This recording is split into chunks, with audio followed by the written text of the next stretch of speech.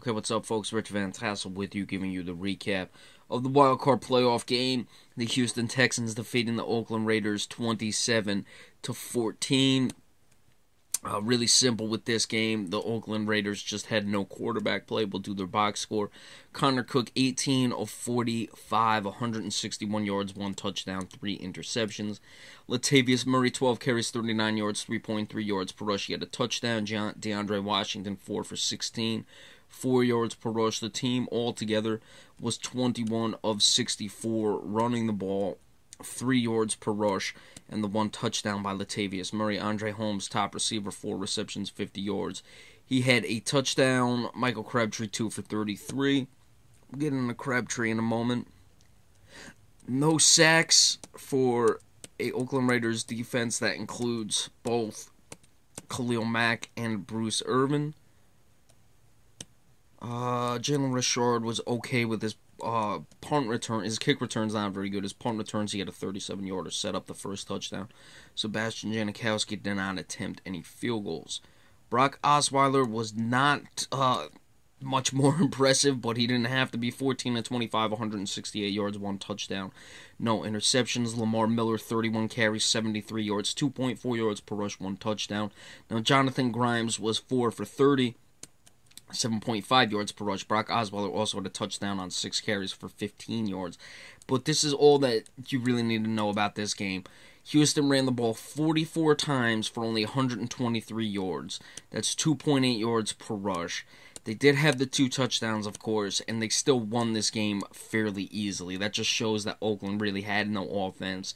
Houston's defense was completely shutting them down. Houston was able to get out in front enough and just milk the clock. DeAndre Hopkins, 5 for 67, 1 touchdown receiving. Will Fuller, the 5th, 4 for 37. CJ Fitzorowicz, 2 for 35. Eddie Pleasant, Eddie Pleasant recovered a fumble. Tyler Irvin fumbled twice, recovered one. Brock Osweiler recovered his fumble as well.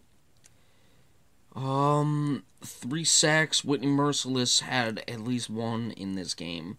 Or Whitney Merciless had 2. I thought Clowney had 1. DJ Reader actually had the other. Corey Moore, AJ Boyd, Jadeveon Clowney had interceptions. And Nick Novak, 2 for 2 in his field goal. So really simple with this game. Oakland just could not get anything going offensively. Connor Cook, I thought he was done in by a few drops. Michael Crabtree had one earlier that I think was very big in this game.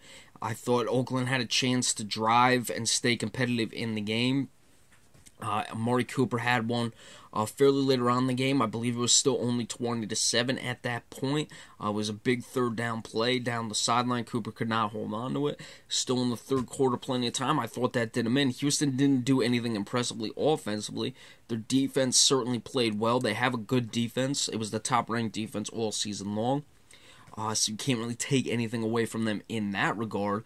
But just looking at it, you don't know how well they were playing or how poorly Oakland's offense was playing. I think it was a little bit of both, but I would lean more on the fact that a better offensive team, especially with the Derek Carr, would have made noise against this Houston defense. Not to say that they would have shredded the Houston defense, but certainly would have done something.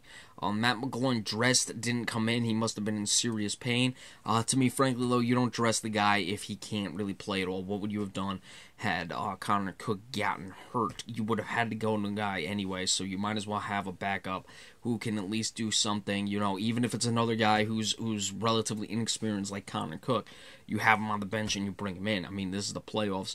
You're, single elimination. You lose, you're out, so you might as well have had someone else. If McGloin can't go, then there's no reason to have him on the sideline. So fairly easy for the Houston Texans. They'll move on.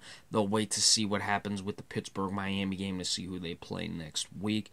As for Oakland, a tough loss for them and a really, sour way to finish what was a good season because they were playing very good all season long. This was a Super Bowl contending team, and it just got away from them. So you have Seattle and Detroit coming up later. I'm actually watching the Celtics now, so I'm not going to be watching that entire game. Hopefully I'll stay up and I'll be able to give you the recap when that one goes final, so be sure to stay tuned for that. And remember, we appreciate all subscriptions as well, and we got to get the preview of tomorrow's games for you as well, so be sure to stay tuned. We'll see you in a little bit. Thank you all so much.